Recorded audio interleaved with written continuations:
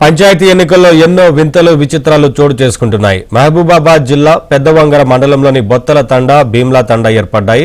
తండా వారు బానోతు కల్పనను సర్పంచ్గా ఎన్నుకున్నారు. ఉప సర్పంచ్గా కల్పన తండ్రి ఆంకోతు లచ్చిరామ్ను ఏకగ్రీవం చేశారు. తండాలో ఎలాంటి పోటీ ఉండకూడదని ఏకగ్రీవం చేసినట్లు తండావాసులు చెబుతున్నారు. పంచాయతీలో కూతురు సర్పంచ్, తండ్రి ఉప సర్పంచ్ కావడం విశేషం. రెడ్డి నాయకత్వం రెడ్డి నాయకత్వం జై కాంగ్రెస్ జై కాంగ్రెస్.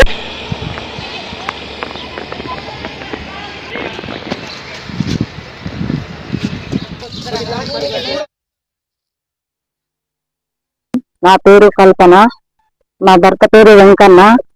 బొత్తల తండ అండి భీమ్ల తండ గ్రామ పంచాయతీ ఏకగ్రీవం కావడం వల్ల నన్ను సర్పంచ్గా ఎన్నుకున్నారు.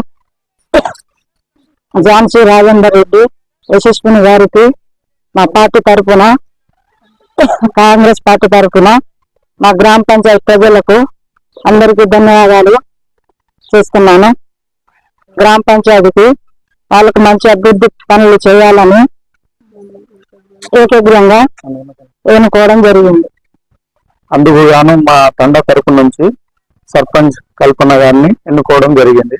మేమందరం ఏకగ్రీవంగా ఎన్నుకోవడం జరిగింది. మేము అందరం కూర్చొని తండావాసులు అందరం సమిష్టిగా కూర్చొని మాట్లాడుకోవడం జరిగింది.